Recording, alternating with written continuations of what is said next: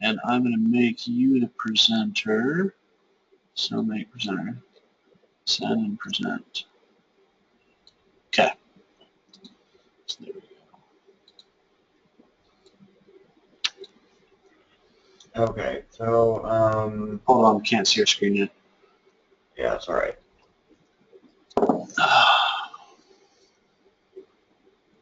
I thought I had more stuff for you, but I started looking at things and realized I'm fucking further behind than I thought.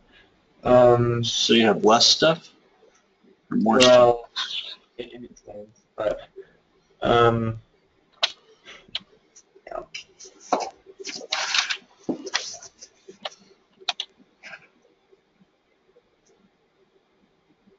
I'm going to stop. All right. Okay. So, the first thing is, and you'll only be able to see this on the actual job site because it needs to be at this domain for it to work. Okay. But if you go to the lead sales bids, are you recording? Sorry. Yes, I am. Okay. See this map? Yep. We need basically a copy of this. Okay. But right now, This is using Google's API? yeah. Right now that polls is just maps.aspx. Maps.aspx. That pulls stuff from the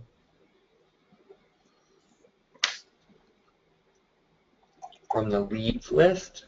Okay.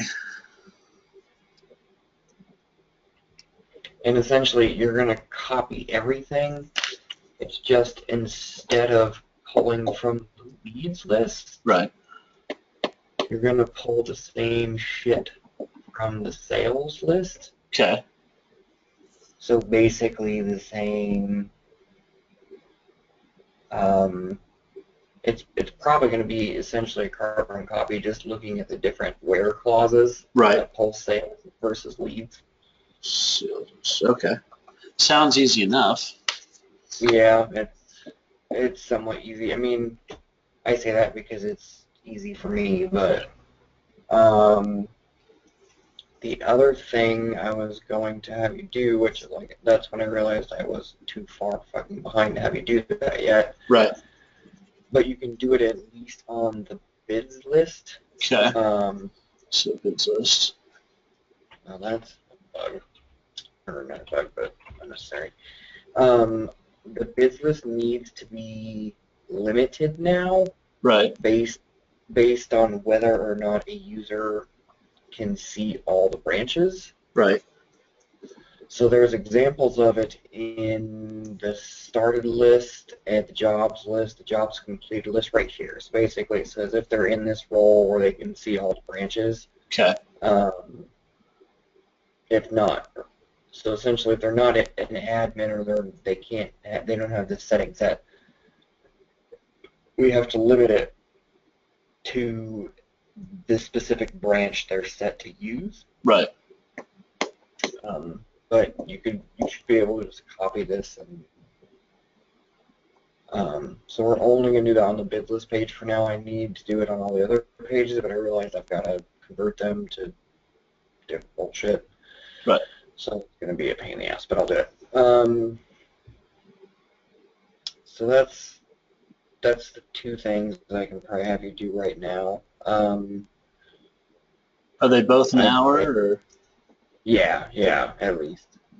Yeah. If you go a little bit over, that's fine. Okay.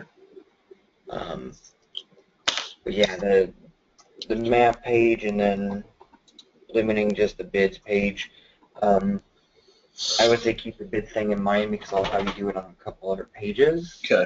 But I have to convert them to link queue right now. They're still, oh my god, I looked at it this morning and I just like, I didn't even start working on it. I was just like, dear God, this is horrible. So, Right. Hey, did you know link queue can be used on anything that implements IEnumerable? yeah, That's awesome. yeah, Like, you can use it on XML flat files. I mean, you can use it on anything. that's pretty cool. So, Yeah. I obviously I haven't used it in any C# projects, but is the syntax exactly the same for link in VB.NET as link in C#? Nope. Damn it! Why would they change it? It's like it's like not even that close. Oh my god. It's probably my biggest gripe Right. about C sharp, and because like even some simple things like doing, like when you do link and VB, you know how you do like at the end you do like select only 3 columns or whatever. Right. That's like a bitch in C sharp. To once you figure it out, it's not that bad, but to figure that out, it's a pain in the ass. So basically, if you do use link, you're gonna have to learn it twice, once for VB and once for C#. Yeah, which I mean it's pretty much the same for anything if you're doing C sharp and VB. It's, you know, like everything's different. And yeah. So like I was kind of disappointed at work. Like they had made the decision to use C# for all new stuff, and then when it came time for me to start writing the unit tests for the software, they're like, "Oh well, let's write in VB." I'm like, "But we decided that C# was obviously the better choice for things, and that's one of the benefits of NUnit is you can write your test cases in C# even if the software you're writing against is VB." And they're like, "Well, we need to.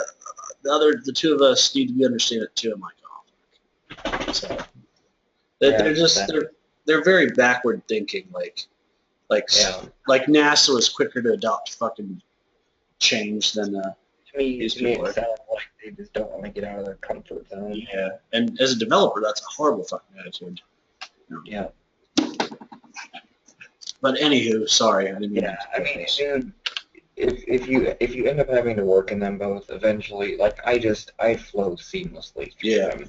dude. It's not even. Honestly, like I had a little bit of trouble understanding VB even when I was working it, but now that I've took like the couple of Pluralsight courses and I'm working with it at work, like it's easy for me to jump back and forth. It's just Yeah. like it's just sometimes I'll have a brain fart and I'll try to like Sometimes initialize. write stem and C sharp, Yeah, or you write. exactly.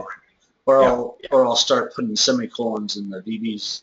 yeah, yeah. It's like, That's my only problem anymore is just that stuff, like the switching between. And I try to tell you that, like once you get used to them, switching between the syntax is just semantics. I mean, it's knowing when you need to program.